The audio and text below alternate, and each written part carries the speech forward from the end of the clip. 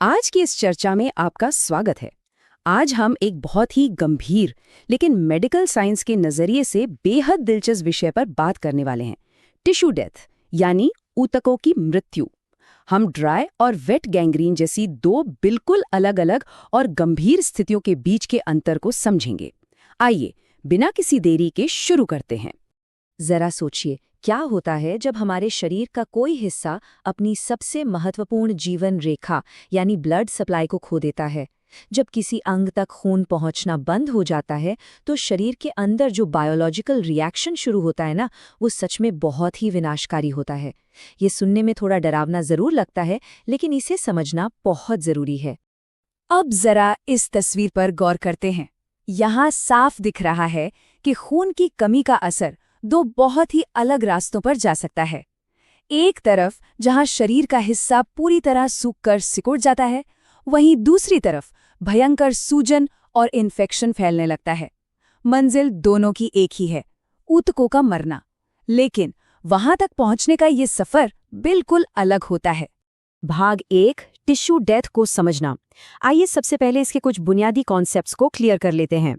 इन दोनों के बीच का मूल अंतर बहुत ही सीधा है। ध्यान दीजिए, दोनों ही स्थितियों में इस्कीमिया यानी खून की कमी से ऊतक मरते हैं, लेकिन खेल तब पलटता है जब इसमें कोई बैक्टीरियल इन्फेक्शन जुड़ जाता है। आसान शब्दों में कहें तो ड्राई गैंग्रीन बिना किसी इन्फेक्शन के होता है। इसके उलट वेट गैंग्रीन में खतरनाक बैक्टीरिया शामिल हो जाते हैं, जिससे ये बहुत तेजी से फैलने वाला इन्फेक्शन बन जाता है। भाग 2, ड्राई गैंग्रीन, जो कि एक बहुत ही धीमी गिरावट है।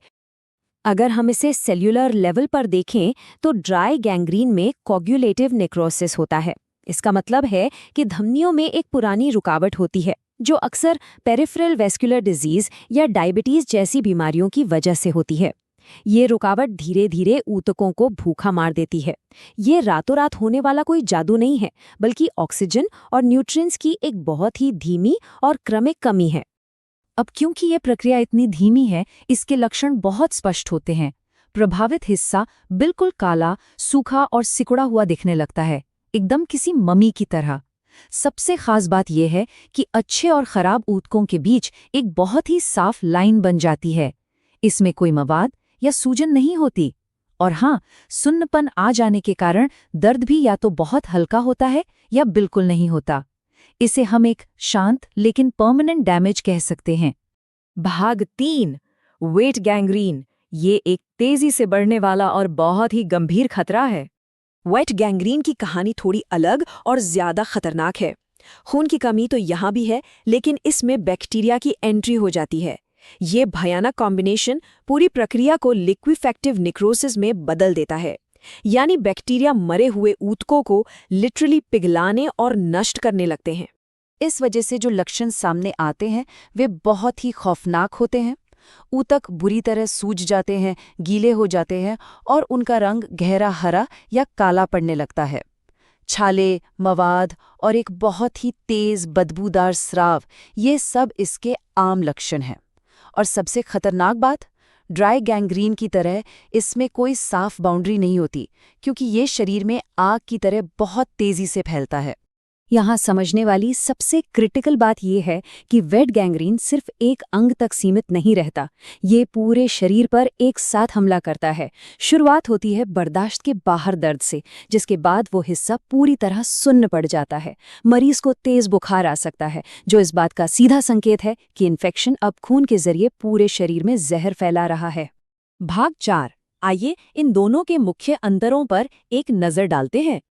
अगर हम इनके फैलने की स्पीड और शारीरिक सीमाओं को देखें तो एक बड़ा दिलचस्प कॉन्ट्रास्ट दिखता है। ड्राई गैंग्रीन कछुए की तरह धीमा है और अपनी सीमा में रहता है। इसके विपरीत वेट गैंग्रीन किसी तूफान की तरह तेज है और इसकी कोई साफ सीमा नहीं होती। और यही वो बुनियादी फर्क है जिसके आधार पर डॉक्टर्स अपना इलाज तय करते हैं। दर्द और सेप्सिस जैसी जानलेवा स्थिति हमें बताती है कि वेट गैंग्रीन कितना बड़ा खतरा है।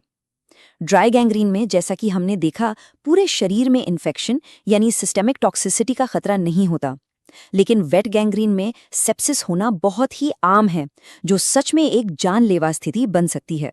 भाग 5, उपचार और मेडिकल इमरजेंसी। आइए देखते हैं कि डॉक्टर्स इन स्थितियों से कैसे निपटते हैं। मेडिकल साइंस के नज़रिए से इस टेबल को समझना बहुत ज़रूरी है। एक कड़वा सच ये है कि दोनों ही स्थितियों में डैमेज परमानेंट है। मरे हुए ऊतकों को वापस जिंदा नहीं किया जा सकता। लेकिन क्योंकि वेट गैंग्रीन में इन्फेक्शन होता है, ये एक तुरंत एक्शन वाली सर्जिकल इमरजेंसी बन जाता है। इसमें एम्प्यूटेशन यानी अंग काटने का जोखिम बहुत ज़्यादा होता है और मरीज की जान बचाने के लिए हेवी एंटीबायोटिक्स की तुरंत ज़रूरत पड़ती है। तो अब जब हम जानते हैं कि दोनों ही मामलों में ऊतकों का मरना एक परमानेंट नुकसान है, हमारे सामने एक बहुत बड़ा सवाल खड़ा होता है। मेडिकल साइंस को उन कौन से शुरुआती वार्निंग साइंस पर सबसे ज़्यादा फोकस करना चाहिए ताकि किसी नस के ब्लॉक होने से पहले ही उसे रोका जा सके? ब्लड सप्लाई रुकने के जो ये भयानक नतीजे आज हमने देखे, वे हमें याद दिलाते हैं कि सही समय पर बीमारी की पहचान करना कितना ज़्यादा ज़रूरी है। इसी विचार के साथ हम आज की इस चर्चा को यहीं समाप्त करते हैं। हमारे साथ जुड़ने के लिए बहुत बहुत धन्यवाद।